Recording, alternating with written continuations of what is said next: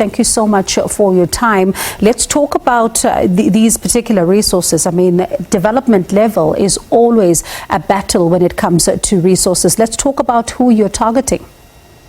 So our target market is, or our target audience, should I say, is people that don't have. So we're not necessarily looking for the kids that have got. We ideally are looking for the kids that have never had a pair of soccer boots or a pair of rugby boots. So we're looking for those kids that are passionate about the sport, but they don't have the basic equipment to be able to excel at the sport. And that's where we come in. And how important is this to do for these particular youngsters? Because that's where talent is, of course, born, but they certainly do not have access to some of these resources, as you say. So, if you have a look at some of the top players in South Africa, for instance, Rhoda Malutsi, Tebogo Mokoena, players like that, they started with no boots. And some community member or somebody saw the talent that they had.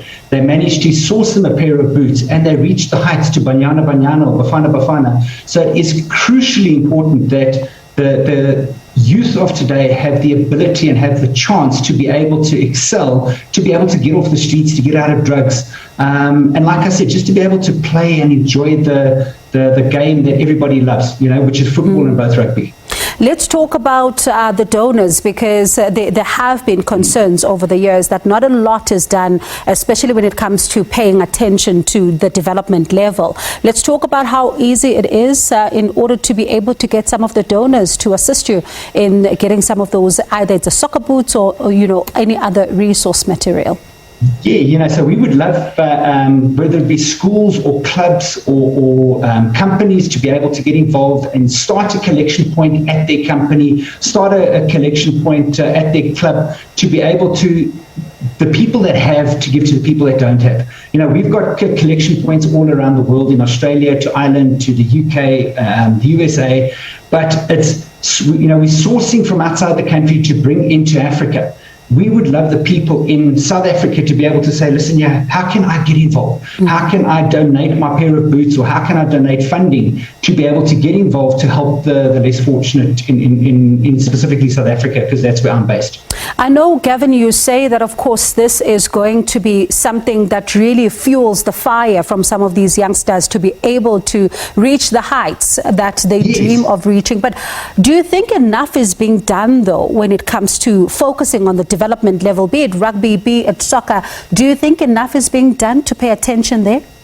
Unfortunately not. We've spoken to a lot of the large clubs in this country, and we try to get them involved to say, listen here, all of your future stars are going to come from grassroots, but not a lot of people are actually ploughing into the grassroots itself. We've been very privileged to be able to get a fantastic donation from Mamelodi Sundowns, which is the first PSL club to step in to say, how can we come alongside Boots of Africa to be able to make an impact and to make a difference? And this donation, we're going out with 400 pairs of boots into Hammanskraal.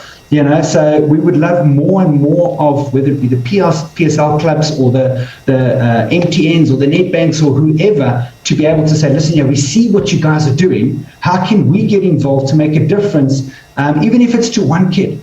One kid could be the next Lucas Radebe, the next Janine van Wyk. But it's to be able to say, listen, we put up our hands.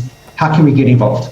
All right, Gavin, certainly hope that you do get a lot more assistance, as you say, because you're right, this is where a lot of these youngsters come from. But that's all we have time for. Thank you so much for that. That was Gavin Hendry, the chairman of Boots for Africa.